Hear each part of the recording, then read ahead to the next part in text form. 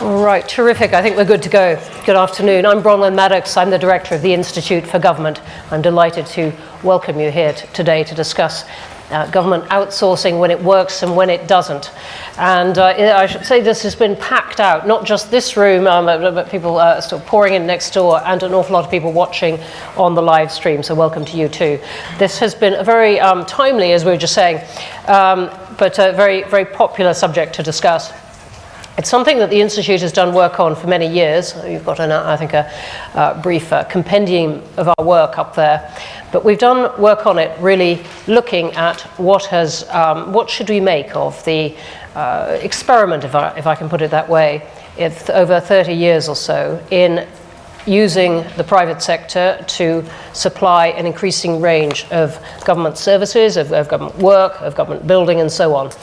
What's worked and what hasn't worked from all that.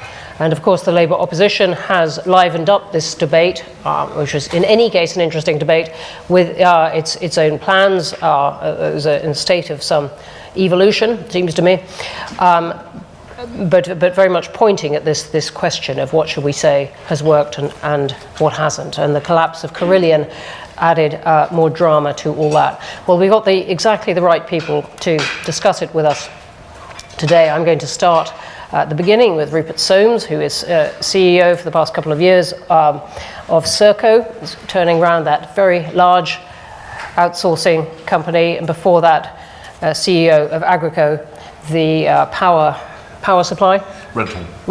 Power rental company. On his left, Joshua Reddaway, who's head of practice of commercial and contracting at the National Audit Office, and does a lot of studies on exactly this point of what works and what doesn't. On my right, Gareth Rhys, the government's chief commercial officer, and has a long private sector experience in exactly this area of contracting. And Ed Welsh, on my far right, now managing director of Greenhill, the private investment bank, but before that had a solid 4 years in the Cabinet Office looking at this kind of question of contracting. So we, anyway, and I know there's a lot of questions coming from all of you. I'm going to start with Rupert to say, look, how does it seem to you if I pose you this question of what works and what doesn't? So if I can just set some context, travelling around the world, we operate internationally.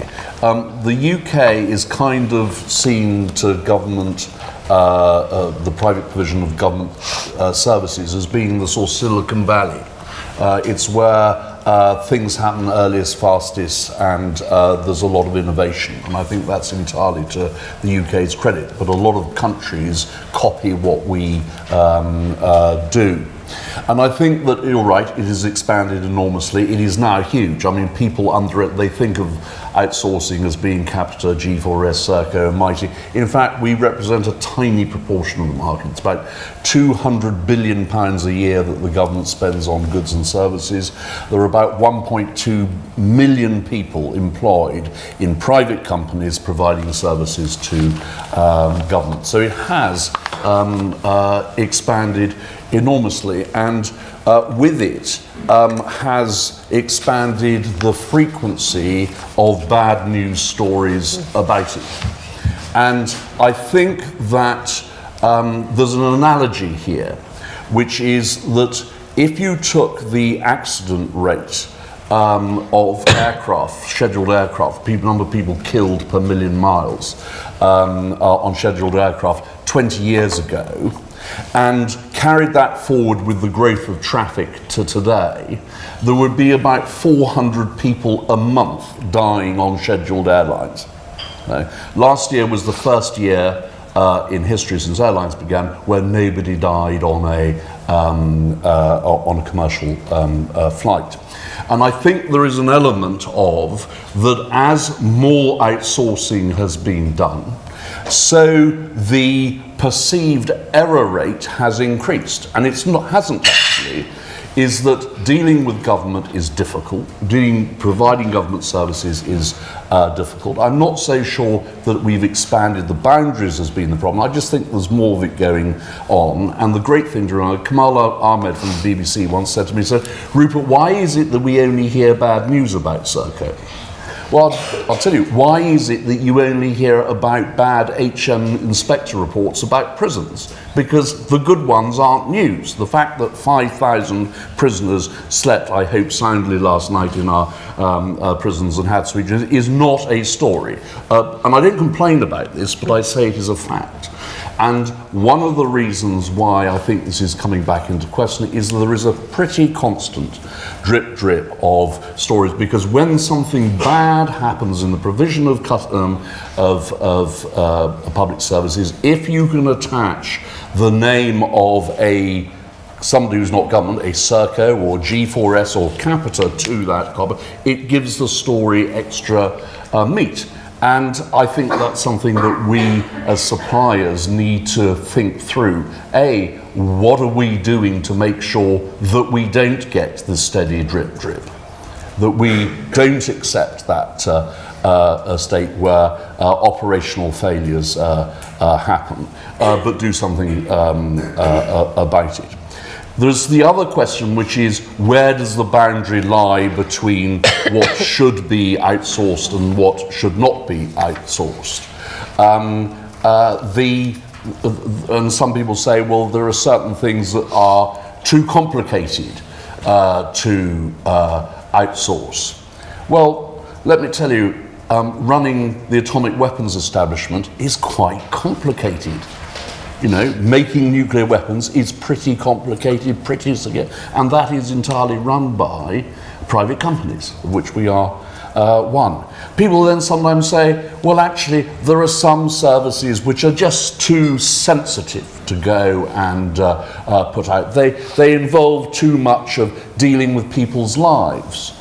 And I point out then that virtually the entire primary care system in the NHS is outsourced to private providers who are called GPs. And then people say, oh, well, GPs are different, they're saints, they behave themselves. I say, there are 20 GPs a month being struck off. Right? And yet we don't seem to have those sort of issues. So where I think the line divides between what you can and cannot outsource is not about scale, it's not about complexity, it's really about decision making. I think that when you stray into the land where you're telling private companies to make decisions about people's lives rather than just operationally running services, I think that's a line. I think I draw the line at sending people abroad to kill the Queen's enemies. I would draw the line there, albeit that soldiers and sailors need to be fed by private companies, but actually pulling the trigger is not something that private companies do. I think policing is not something that we should do, though we can support. So I just think that there's some guidelines. There absolutely are. The word probation is immediately coming up in my mind as possibly one that offends your guidelines, but we'll come back to that. Can you just say something briefly on the question of margins, because this is going to be central to this, and as you all know, one of the battlegrounds in this debate, if you like, is some companies saying, look, our margins have been driven down a long way, and by the government, who has got better at all kinds of commercial things, and the government saying, no, look, it doesn't look like that to us. Yeah, it's called whinging, which we always get accused of. Before Gareth says that, I think that there's a issue. I don't think the issue here is with margins per se, because I think generally you've got to be something, you're dealing with government, you're dealing with taxpayers' money, you're not going to get rich quick doing that. So 5% margins should be about the right level. I believe this is not about margin, I believe this is about risk transfer. And sometime in the last 10, 15 years, government started to justify outsourcing contracts to private companies on the basis that it was transferring risk. I think this is a fundamentally bad idea. I think you should transfer them public services to manage them better. But and what has happened is huge amounts of completely unmanageable risk have been transferred into the private sector, like hand grenades sitting in contracts, and now they're starting to go off. Bang, they went off in Serco a few years ago. Bang, they've gone off in whichever company you choose to name. And we are still, to this day, being asked to sign contracts to take the risk of change of law for 10 years on a contract from a customer who makes the law. And, you know, it just ain't on. So I don't think it's about margin, I think it's about risk. Great. Thank you very much for receiving that invitation to whinge and declining it. Thanks. Joshua, what do you make of this from the NAO's point of view? Whether the margins or the boundary of what should be outsourced or not, or just how it's working? Okay, so the last time I sat on Rupert's left was actually in Parliament, and it was in 2013. And we'd just written a report where we'd said there was a crisis of confidence in government contracting. And a lot has happened since. I think the government has done a huge amount of effort to try and improve its capability, and I think some of the companies involved have done quite a lot to replace management, done quite a lot to self-cleanse and to try and improve confidence. But I think part of the point, kind of like implicitly behind the event today, is that that crisis of confidence appears to be re-emerging. And I think there are three things really behind that. There's kind of the economics and the financial performance of what's going on in the market. There's, let's face it, a political context to this, and certain voices are more prominent than they have been in the past. It's not really something that my office engages in, but it is part of the context. And then there were the events that have happened recently. And I think the events, in particular Carillion... The events, you mean Carillion? Carillion and a few others, but yeah, Carillion. I'm not sure that it's that they show that there are problems in contracting. I think what they mean is that there is more discussion of the problems that have been there all along and that have been persistent. When it comes to my office, the National Audit Office, we're completely agnostic over these lines of where do you put contracting, where do you not. I mean, after all, I make a living out of doing reports in government, and me and my colleagues, we are doing reports that are good and bad on in-house delivery, and we're doing it that are good and bad on outsourced delivery. And about a third of our reports are going to be on contracted stuff, but that's because about a third of all public expenditure is on contracted delivery. But what I would say is I don't think contracting is going to go away anytime soon. And two reasons for that. One is that the sheer scale of contracting, it's now a third of all public sector spending, so £250 billion is spent on contracts in some form or other, be it goods, services or capital spend. That's more than the government spends, and I mean all tiers of government, including local government, spends on salaries. So when it comes to that make or buy decision, government decides to buy more often than it makes.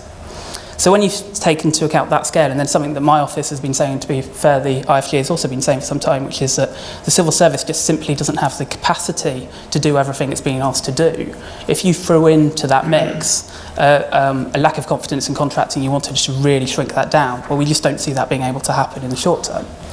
So government had better start addressing some of these persistent issues. Government had better get better at contracting, in other words. Yeah. Now, the way we look at it was we have kind of 6 kind of themes that we are trying to organise some of our recommendations, findings that we persistently have and we've been monitoring over the last 5 years. And the first of these is in accountability and transparency. And just to pick one example from that, it's still the case that in the UK it's quite difficult to find out where the contracts are, it's quite difficult to read the contract, and it's quite difficult to know what the performance of the contract is, and quite difficult to know how much is spent on the contract if you're a member of the public. I can go and ask questions, so I've got that privilege, but you don't. That's not the case in all countries in the world, and actually I think we're a bit behind. The second thing that we look at is capability, and to be fair, and I'll leave most of the comment to Gareth on this, because the government has been investing hugely in improving its capability, but I think even Gareth would admit it's not exactly where he wants it to be. The third is how you actually manage the contracts. Now Yes, I wanted to ask you about this one. You were talking about capability, so great. Yeah. Go on managing the contracts is that there's not really a good enough standard of what good looks like out there. And I say it's slightly culpable because my office was the one that wrote the last contract management standard in 2008, and then we rewrote another one in 2016. But we did say in 2016 with this admission that we were basing this on what current understandings were, but we had doubts that if you ticked off every single bit of this, that you would actually be in the position to manage the contracts in a way that delivers the complexity of the services you've got. And ultimately, this comes down to the fact that if you think you can have a total contract where you specify what you want and you have KPIs, and you think you can get that in a procurement regime at the beginning that will survive contact with reality when the contract starts to be implemented, then you really haven't experienced contracting and how it actually works, which is much more relational in reality. It's much more about how people interact with people, and is much more about understanding hard commercial realities. So it's that needs to improve. I think that distinction between writing the contract in the first place and then managing it is one of the things that came out with Carillion, and is really important when we look at assessing how government is doing on this. May I just pick you up on one bit before moving on, which is, you said, look, it's not something to the effect of it's not a failure if an outsourcing company goes under or something. A line of argument I think many would support you in. But what, if government is to argue that isn't a failure, what does it have to be able to do? I'm not sure I did quite say it like that. All right, no, you may not exactly. So tell me the reason I didn't say that like that is I'm halfway through doing our work on Carillion, so I'm not going to come out with what we say yet. What I would say is that we do believe that provider failure is what you would expect if you have a market. That's yes. The purpose of it. What the government needs to do is to ensure that it understands how it will have continuity of services. So it keeps the services going to the public if that happens, yes. Yeah. Absolutely. Thanks very much for clarifying that. Ed, let me come to you. What points would you like to pick up on? But we have many that go to the heart of this, including this distinction between writing the contracts in the first place and managing them from government's point of view, and also these questions about how hard government should push companies in the taxpayers' interest.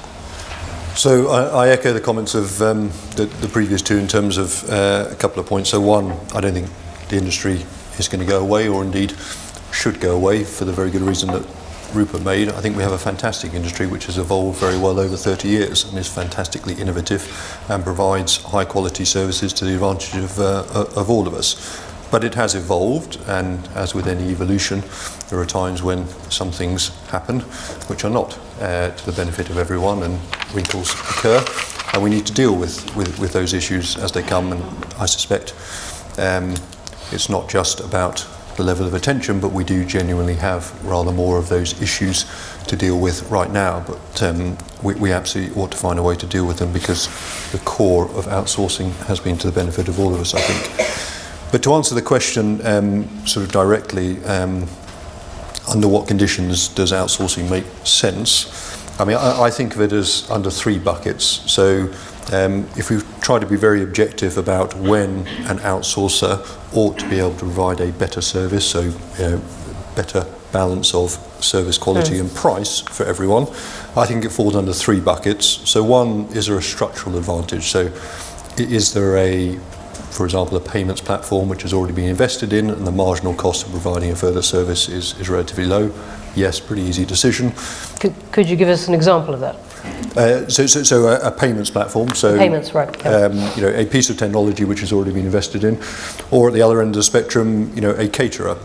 So if you are bulk purchasing, if you are bulk catering, by and large, you should be able to do that more efficiently than if you're doing it on a smaller scale. I think the second bucket is experience. So by and large, people ought to get better. The more they do something, and the more circumstances in which they have seen it, whether that's across different countries or different sectors, different activities, one ought to be able to run a call centre, run a accounts receivable more efficiently if you do it more frequently. And then I think the third piece, which is a little bit softer, is around alignment and motivation. So there's always the old adage of the outsourcers that a customer's back office is our front office, we care about it more, we will be more motivated. But I think it's important to get alignment across the contract as well. So does the contract actually drive the right behaviours, and can we rely on it to do that? On the flip side, there are conditions which I think correlate, not necessarily cause, but correlate with poorer quality outcomes in outsourcing. The first is complexity of service. So to the extent that something cannot be described, and I'm sure Rupert is bristling at that, which I'll have a caveat in a moment. Second is that the service requires significant transformation. The third is customers looking to buy insurance, the way I describe it. So I have seen an awful lot of instances where government is trying to insure as part of a contract, and if you try and meld those two together, you're almost certainly going to mess up. And then the fourth is the customer is looking for capital, and particularly in the context of government, outsourcing capital, to my mind, is crazy, and is often confused in some of these contracts. But importantly, none of those four, and indeed the four collectively, are a reason not to outsource. So each of those can exist, and as long as the fundamental points are still there, you can still successfully outsource. But what I've seen too many times is one of those four be the driver for outsourcing and the other conditions don't exist, and I think that's where you often get a problem. And this leads me on to perhaps the most fundamental point in my view, which is we have evolved to a point now where there's a lack of honesty in many of these relationships and contracts.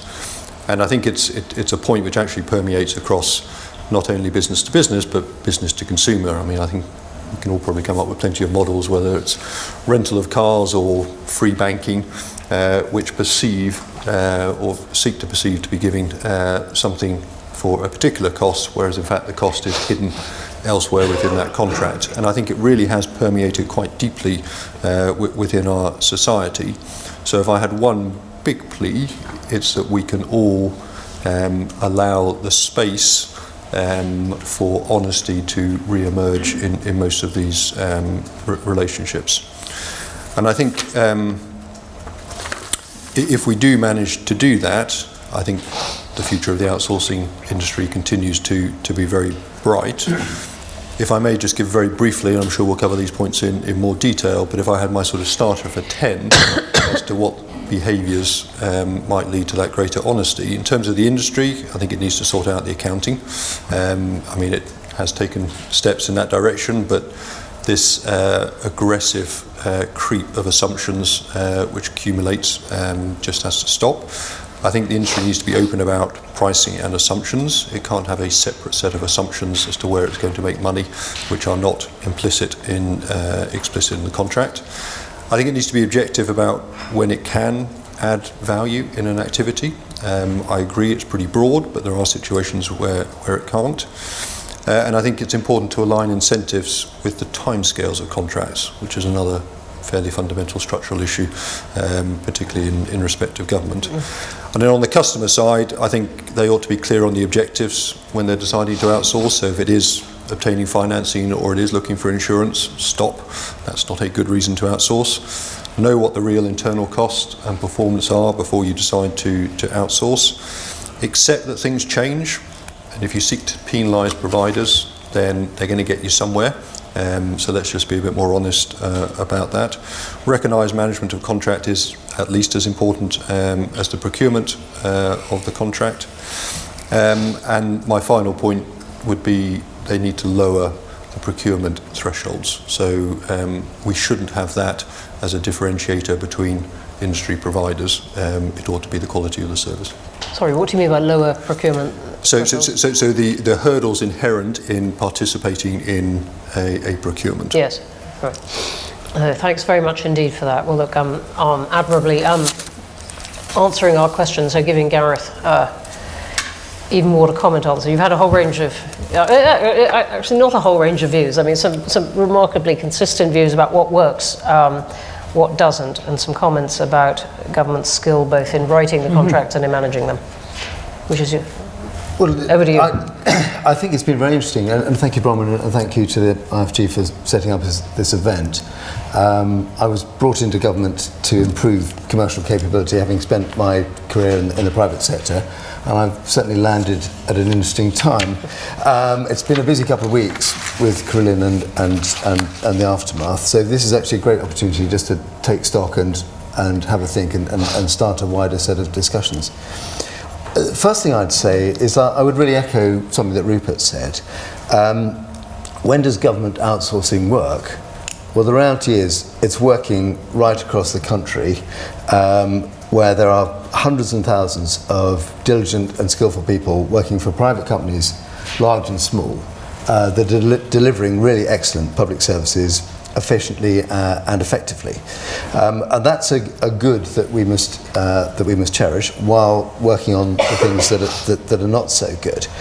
I think when you look at the numbers, the last set of numbers I could find were CBI numbers saying that this outsourcing was saving public authorities 11% by contracting out.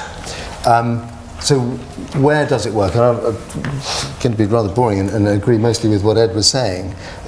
Both outsourcing, and let's remember, private companies outsource a lot as well. So this is not, these success factors apply both to public and private sectors. Well-defined requirements, something you talked about, buyers who understand the market, government buyers in our case, vendors who know clearly what is expected of them, and I think touching on what Joshua was saying, skilled, taught, proactive contract and relationship management once a contract has been let. And I think that coming in from outside of government, I used to sell a fair amount to government, that is one area we have still a lot to do in. On the management of the contract, as opposed to getting them in the first place. Yeah, we have a fire and forget sort of mentality, which I think we're changing, and I'll come back to that. But of course there is a specific context for government, and I think it's clear that we are blunt about the context here. We want vendors and partners who deliver value for money. We want them to deliver it, though, consistently and sustainably, and we want them to make a fair return, fair reflecting the investment they're making and the risks they're taking. Why? Because we want those services to continue. We want those vendors to bid again when those contracts come up again. We want them to bring innovation where they possibly can. All of which boils up to that concept of a fair return in return for the excellent service or products that they should be delivering. But in the last few months, 15th of January is sort of etched in my mind, we've had, which is when Carillion went under, that has posed some really good questions which we need to think about. How do we make sure we can continue to deliver those public services even in a moment of some strain? How can we interact with the market such that we're delivering in a better and better way, value for money and service quality? As regards delivery, I think it's fairly clear now that the contingency planning that we put in place starting, 7-8 months ago, was pretty successful. Public services have continued to be delivered largely uninterrupted, and the processes and support we've put in place so far have saved many of the Carillion jobs in the UK. So what could have been, what was ghastly, and I don't underestimate the effect that's had on individual people and individual firms, but what could have been a truly ghastly situation has actually been managed quite well. But we also have to remember that while very regrettable, the demise of Carillion is a very, very rare thing. The official receiver can remember no other public company that has run out of cash and had to put itself into forced liquidation. And it's increasingly clear also that the problems that they had related to a number of construction contracts, some of them overseas, that went wrong for them simultaneously, which accelerated their cash problems. Whereas the outsourcing work that they were doing for us, schools and hospitals, was A, being delivered well, and with very few exceptions, was appropriately profitable. So while Carillion is a good catalyst for us to have some thoughts and take stock, it wasn't the cause of what caused Carillion. So what are we doing to improve? And Rupert was kind enough to mention this, as was Joshua. Over the last couple of years, we've recruited around 200 senior procurement and sector specialists into the civil service in senior roles. We've introduced professional standards for procurement staff and assessed over 1,000 people against those standards. We've reissued standard contracts, standard terms and conditions to make it easier to deal with us, which is Ed's point about the hurdle rate that companies have to get over. And we've sharpened up the guidance for colleagues on contract terms as regards risk and liability. We've also expanded the use of open book contracting. I need to send them to Joshua because we have just launched a couple of weeks ago some professional standards for contract managers, which we want to start training and then accrediting people against as well, because that is a key area. That's all done and happening. What else are we thinking about? Particularly thinking about Carillion. There are ideas about living wills, data stores, contingency planning, and that would all make resolving a crisis easier, that sustainability point. And those are all good ideas and we should absolutely think about them. But of course the key point is to avoid these issues in the first place. What can we do in that area? One thing we should look at is smaller contracts. We've done this successfully in the IT area, where we've disaggregated contracts, moving from one large vendor to, in some cases, 300 smaller ones.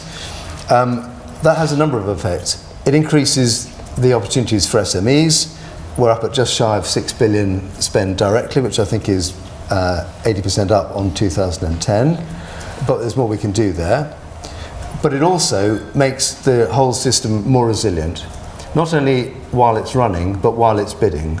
Too often we do have situations where bidders are in a winner-takes-all situation that encourages bidder for very large contracts, where the bidder is encouraged to bid silly prices because if they don't, they have nothing for 5 years or 10 years or whatever. And I think that's a self-imposed issue. Self-imposed by government? Yes, and I think partly in the past, and Joshua touched on it, we haven't had enough procurement capability in-house to be able to do anything else, whereas we increasingly do have that possibility. We launched last September a supplier code of conduct, and one of the key phrases in there, which I feel sure Rupert will come back to, is about the transfer of risk, because he makes a good point. What we're seeking to do, and I would recommend it to those of you who don't have it under your pillows, is we talk about placing risk with those best placed to manage it. That doesn't necessarily mean with our vendors. I said earlier that we should pay a fair return for the risks that a vendor suffers. Consequently, it's not actually in our interest to push risk onto our vendors. We'll end up paying for it, and if they can't handle it because they haven't actually realised what the risk was, then we risk a service disruption, or they'll cut costs in order to still make money, which reduces service quality, which is, again, not what we're trying to do. This is not so much an issue in construction or the simpler types of outsourcing like facilities management, but in complex outsourcing, I think there is a growing realisation we need to spend more time working with our vendors up front, ideally running pilots if we have the time, in order to tease out the details, so when the running contract kicks in, there are fewer surprises that come back to haunt. So in summary, really, I think I would say outsourcing has produced great benefits to the public service, but it needs skilled management on both sides, a fair return, and clear objectives for contracts to succeed. If we don't do that, public, and it would be private, it would fail as well in a private context, but if we don't do that, public contracts will fail. I think the record shows that public oversight and private provision can deliver great services, but I fully accept we've got to do more, and I look forward to the discussion here, and thank you very much again for hosting. You're very welcome. And the discussion is about to begin. Let me let me make one observation, and then ask you just one question that's come up from my left. The observation is: look, you're not a politician. You've made a case that outsourcing has brought a lot of benefits. It seems to me there is a case that has to be made and has to find some kind of landing in the public mood, because it hasn't at the moment. And part of our interest here at the Institute is to distinguish what has worked well from what hasn't, indeed what could be done better and so on, but to make sure that if there is a kind of backlash against some of this, that the good doesn't get thrown out with the bad. So I'll simply make that observation.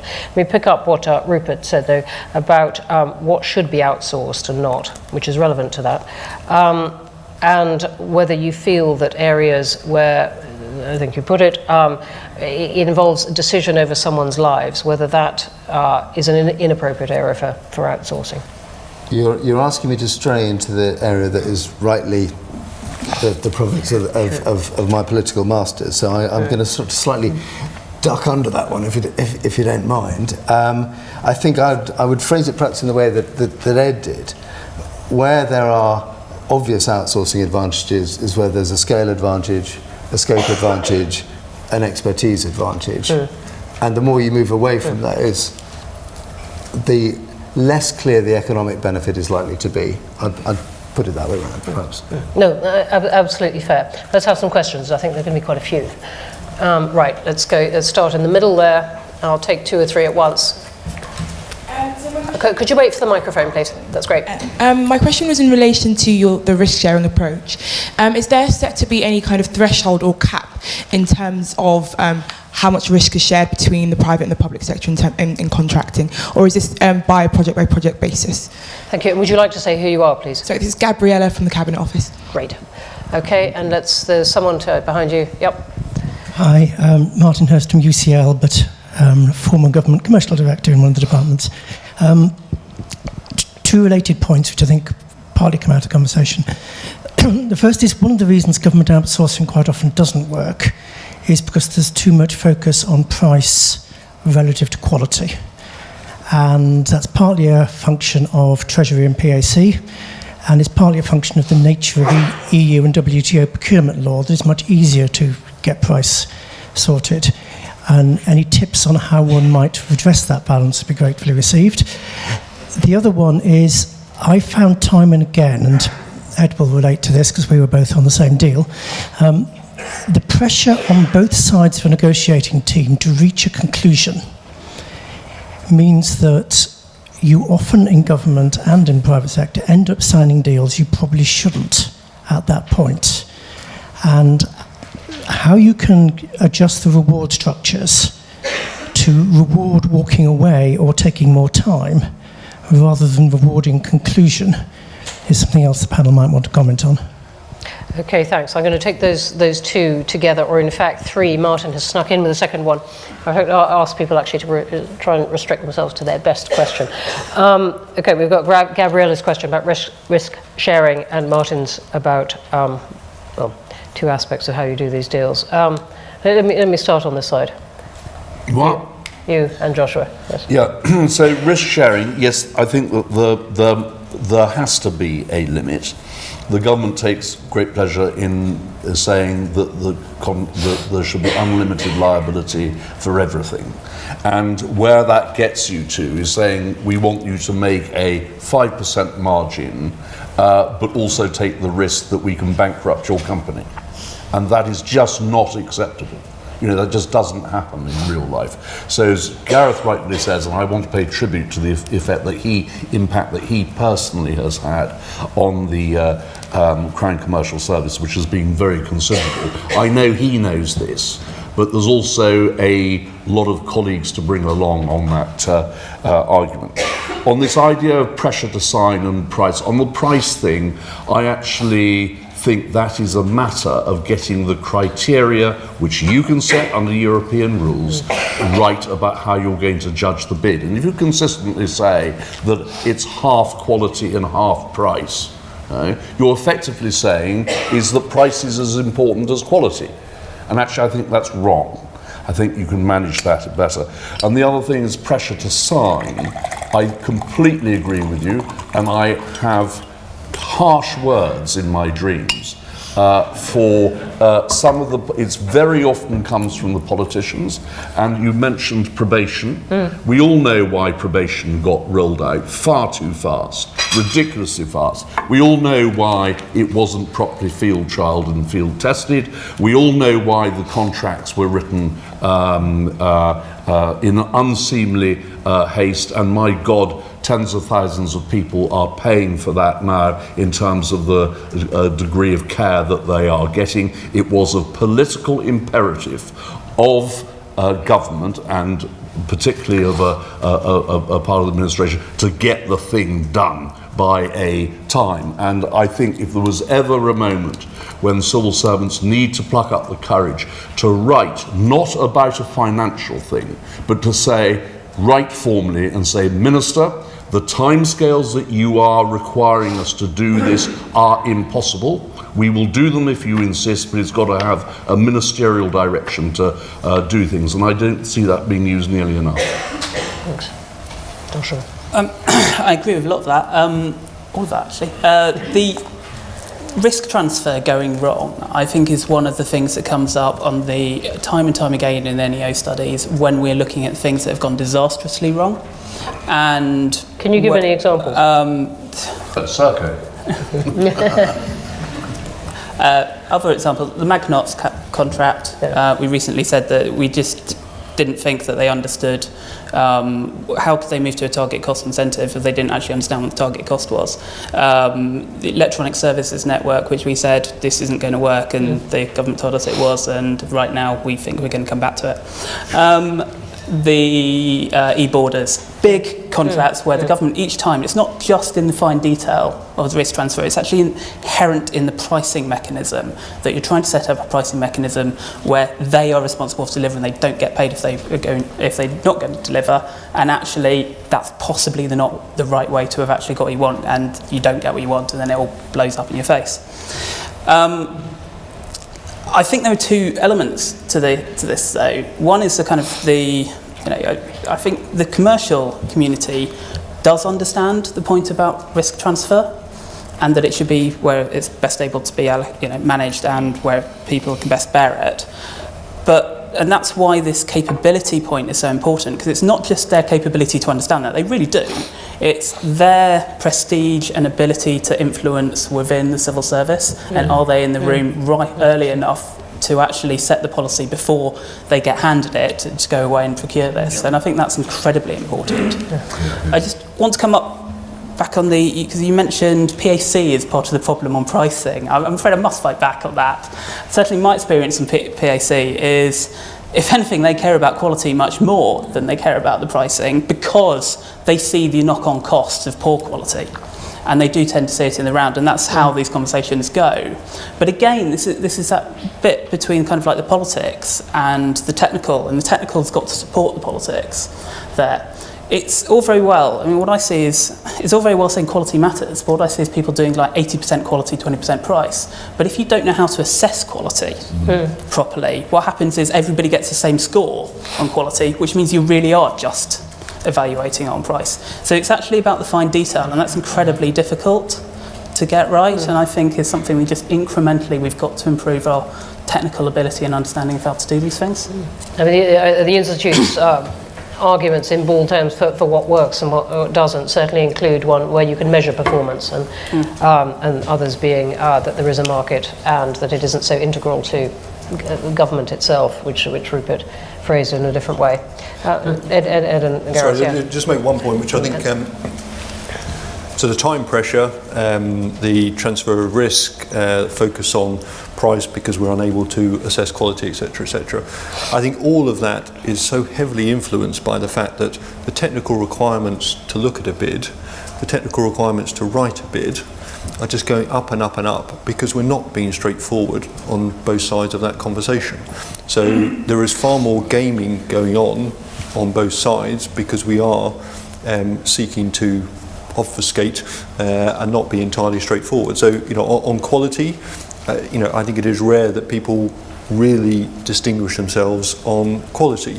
What they normally say is, we are going to be as good as everyone else broadly, and our price will be better than everyone else. So I think it is incumbent on both sides.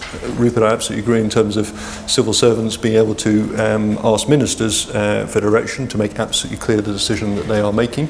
But I think also on the industry side, if they continue to put forward bids which they don't think are actually deliverable at that quality, at that price, we're going to continue to have the problem.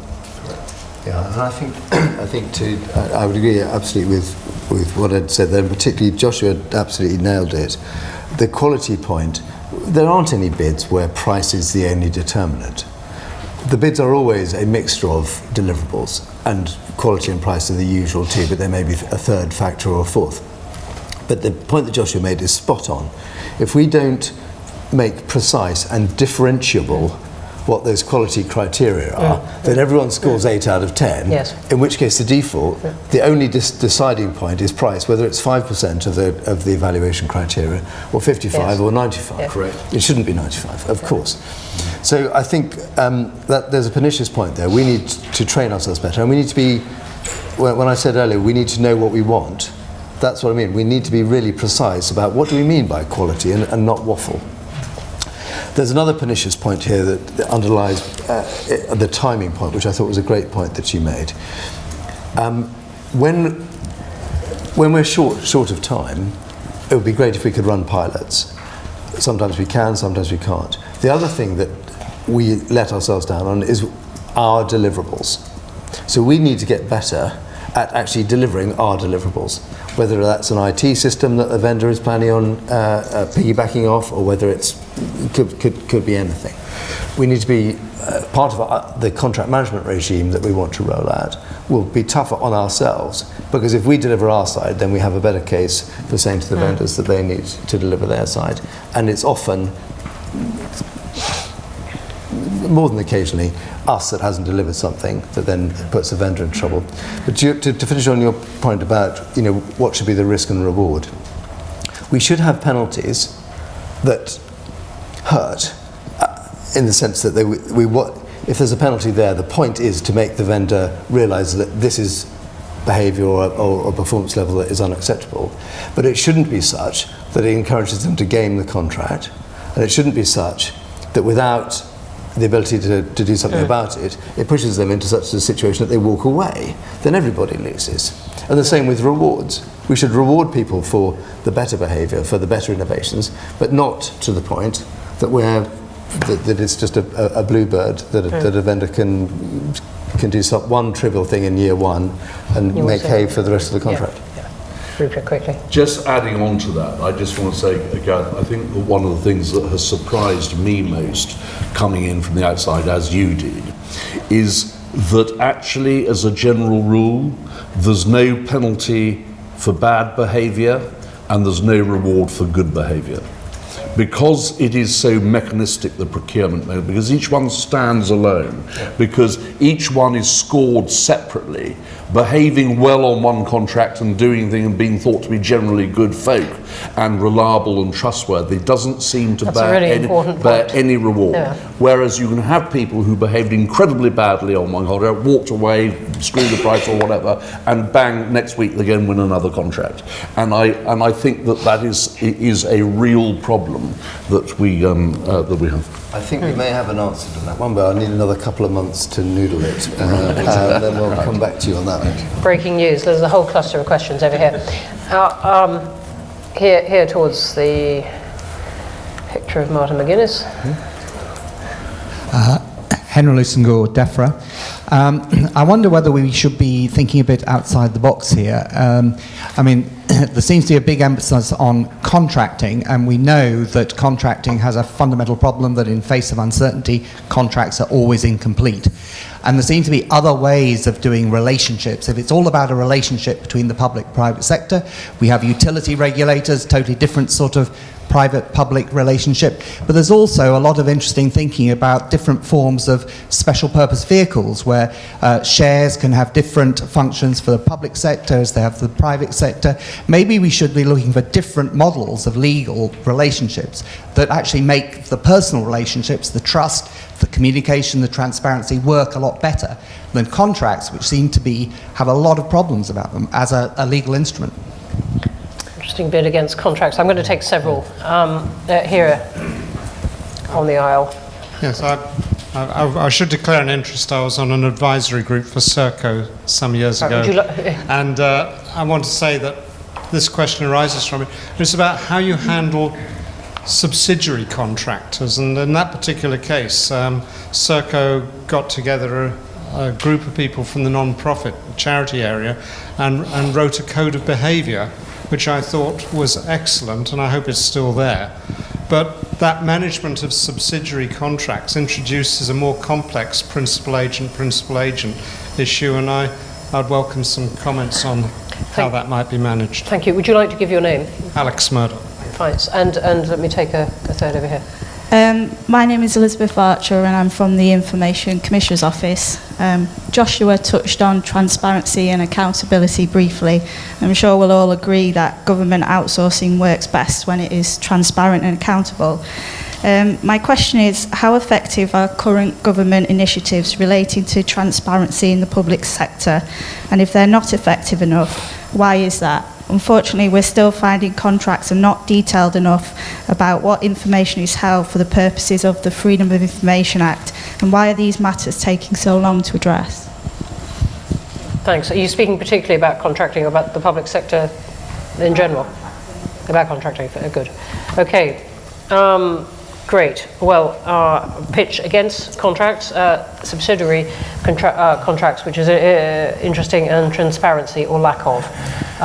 Can I grab that first one? I think it's a really interesting point, and there's some, I think, quite innovative work going on in a number of different councils around the country. I think Leeds have done some really interesting third sector contracts, or third sector relationships. And it's something we should look at.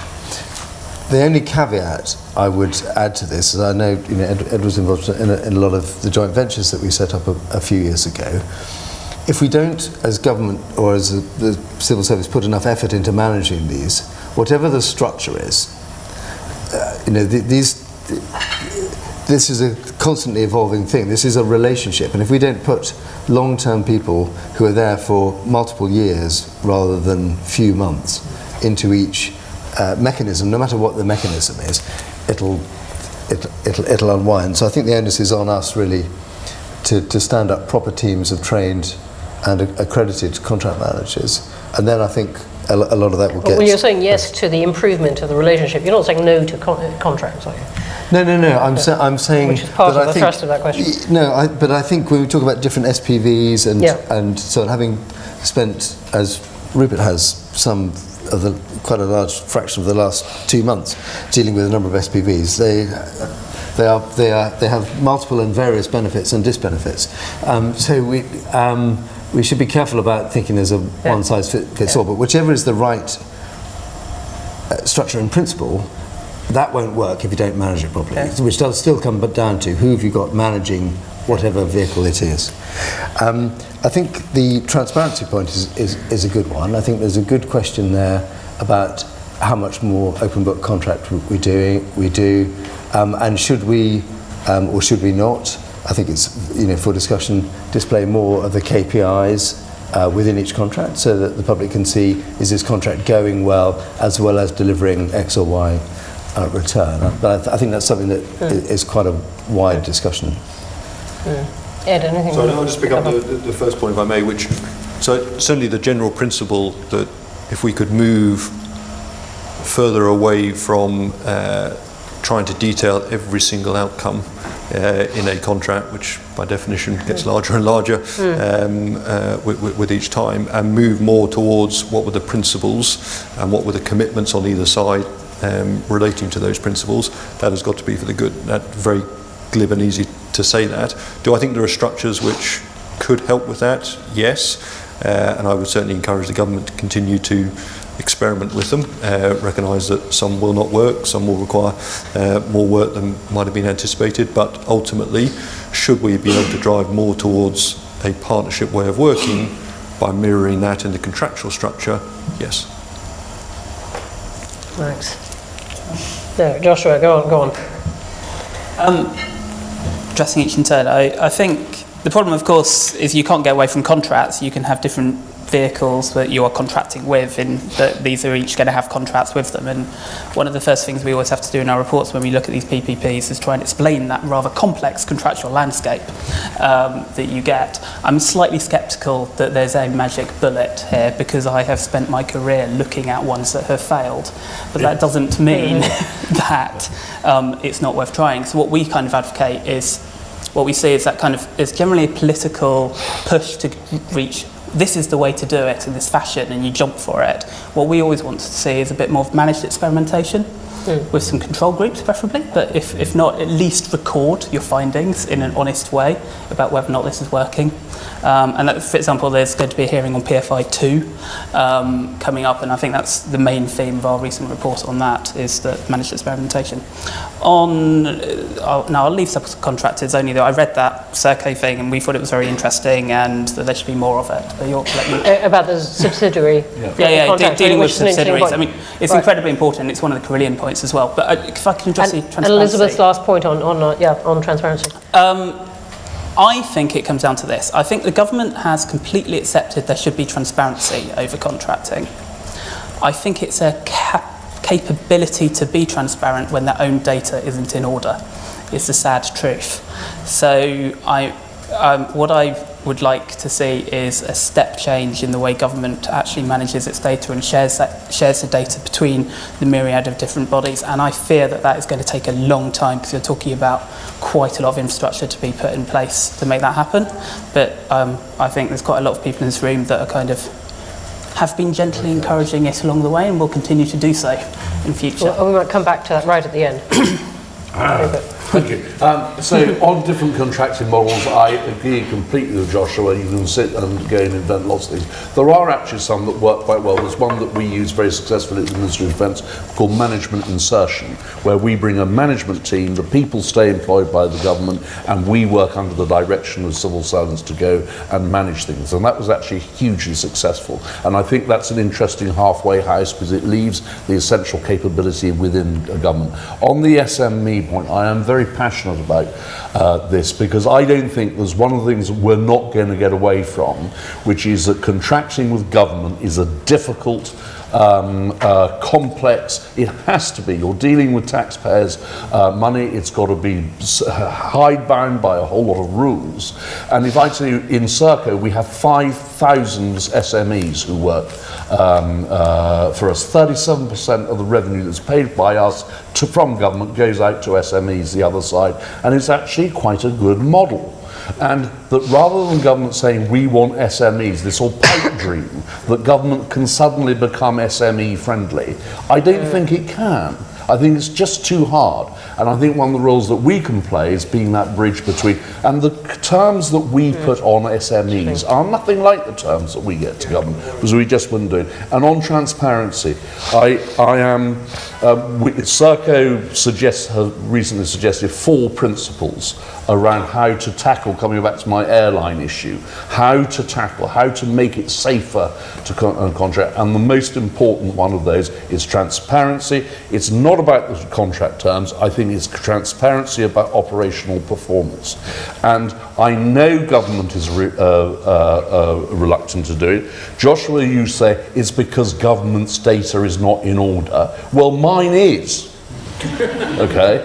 And actually, that's the point, is because you go and put great big data reporting requirements on us. We know what the problem is at its heart, is government is embarrassed that Serco could go and produce a list of 150 KPIs for each of its prisons. Okay. I doubt whether the government could produce 3, and 4 at a stretch. But I think that this is information, and this you can say is part of a cunning plot, is that if we can get our information out there, if people can see that we are doing more or less well, that will be helpful, that will make it safer, that will help come back to this issue of honesty and trust. And I think that, if I may say, government should just get out of the way on this and let contractors who want to go and publish on their websites every 6 months their KPI performance and their live or their die about it, and will release a competitive spirit between the various contractors to perform better, to actually deliver operationally better on this. But we all know the reason for not wanting to do it, which is, as you rightly say, government just doesn't have the data for its own performance. I'm going to try and we feel very strongly about that point. In fact, you agree with me. I do. Yes, I know. Yeah. But keep on. Keep on. Thank you. I'm going to try and squeeze in two, and the panel just use that as their last thoughts. Here in the front, you've been very patient. And I go right to the back. I'm sorry. Carolina Valiente. You have been talking a lot about this risk transfer. I think that is very important. But one of the issues that I will say is missing right now in the discussion is how the private sector does risk analysis or not. And one of the problems here is corporate governance issues. And my question is, how can we, using corporate governance principles, encourage the private sector to be more aware about the risks that they are facing and how to deal with them? Is crucial for Carillion and is crucial for many other companies. Terrific. Thank you. Private sector use of risk, right at the back. Thank you, microphone, please. Thank you, Bronwen, and IFG and the panel for an excellent discussion. I'm Liam Halligan. I'm a journalist. Given the cost to employees, given the cost to SMEs, given the largest pension to hit the Pension Protection Fund in history, was it right that the government walked away from Carillion? Did it have a choice? Thanks. Start with that side.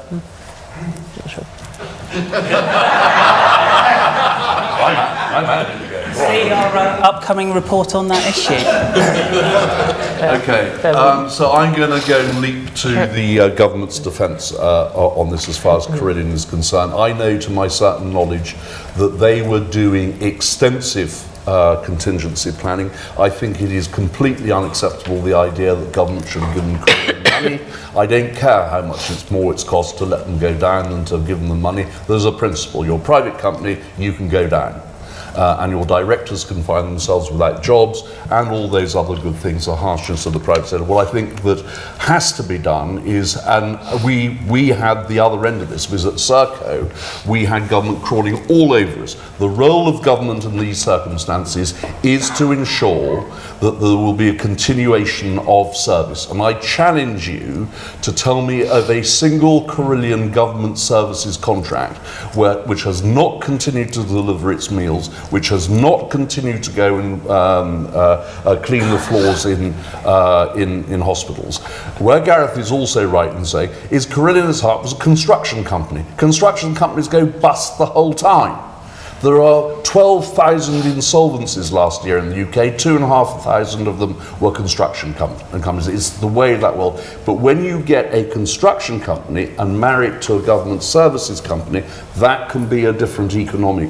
All right, but given that the government signed the contracts with Carillion in those circumstances, did it owe anything to the pensioners? Okay, they're supported by the Pension Protection Fund, or to the small suppliers who are pitching up on the 6 o'clock news for weeks? No. Government is in a really difficult position. You damned if you do and you damned if you don't. Everybody knows that government knows more than anybody else. This is a public company. If government turns round and either does not award contracts when it reasonably could do, everybody else is going to run for the hills. If it does award, everybody says, well, why did you give them, you knew they were going bust? Let me tell you, I was really well informed about Carillion. I had very close information, and until the 1st of January it did not occur to me that Carillion would actually go down. So there's opinions on this. I don't think they would know. Can I just take the risk management point? That it is really difficult because hope springs eternal in the human breast. And when we're looking at, I've said the trouble with the government contracting is going on like this, is it's going to become the home of the dumb, the desperate, and those who regard risk management as taking a 10-year accumulator bet on the 230 at Cheltenham.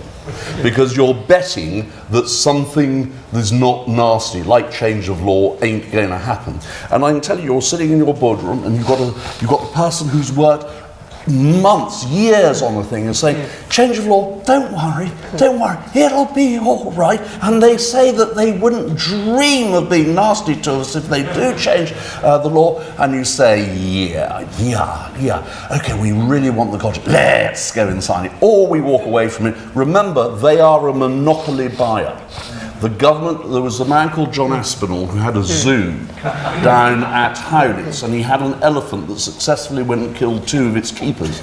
The elephant was called Bindu, and John came out after Bindu killed the second keeper. He said he didn't mean any harm, he just didn't know his own strength.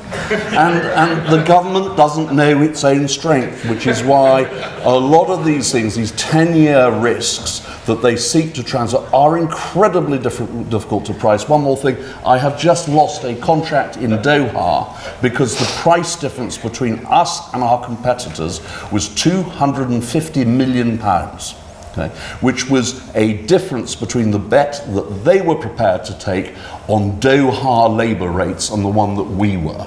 I mean, these numbers get huge. Yeah, they do. I'm not sure in the grand history of analogies from this platform that one quite works. No. So what does Bindu and Gareth have to say about well, that? and then there's a keeper over 15. It really micro thoughts. So let me touch on both very quickly. So with Carillion, I think it's, and Rupert, thank you for your comments. I think it's important to realise we are the customer here. We're not the shareholder, and we're not the directors. Until the moment that company or that company's board of directors determined that they had what's called no, I don't want to let you all on insolvency law, but until the moment where that board decided that they had no reasonable prospects of a restructuring, that company was owned by its shareholders and run by its directors. We were a customer. We then had the option, given that the company had no money left in it sufficient to pay for an orderly administration, an orderly dismemberment, which is, I think, hit the newspapers a couple of weeks ago. That wasn't an option. There was no cash to fund that exercise, and there were no assets in the company to fund that exercise. We were faced with, do we let it go into a disorderly liquidation? What normally happens, the liquidator turns up, fires everybody at 8 o'clock and sells the chairs and tables, or do we fund it to the extent to keep things going on, protect the public services in the way that Rupert has described, and then allow for it to be sold off bit by bit, which is what the official receiver is doing now. And while expensive, that is, we are judged, less expensive and much, much, much better for public services, which otherwise would have stopped at 8:01 on the 15th of January. But I think it's important to come back to that point. We're not the shareholder, we're not the directors. On risk transference, it's impossible to beat a story about elephants. Rupert has several stories about big elephants. I think the 10-year point is interesting, but on this change of law, I would just put the counterpoint that in most private-to-private contracts, if a price changes, let's say, a minimum wage or a tax rate, then that is just borne by the vendor. What is different here, and I accept Rupert's point on this, is the length of some government contracts. So it's not just the nature of the risk or the quantum of the risk, but the length of the risk. And so I think there is a discussion to be had about that. Yeah. Great. Last thoughts? Just one very quick comment on the first point. So, as I said in my opening remarks, I feel very strongly that we have all benefited from the evolution of an industry which has been at a greater rate and I think more successful in the UK than anywhere else. A fundamental tenet of that evolution is that some are not fit to live and therefore ought to die. So absolutely, it should have gone down. Okay, on that resounding point of argument, thank you all very much. Thanks for terrific questions. I'm sorry I couldn't get them all in, and can you join me in thanking our panel? Thanks. Thank you.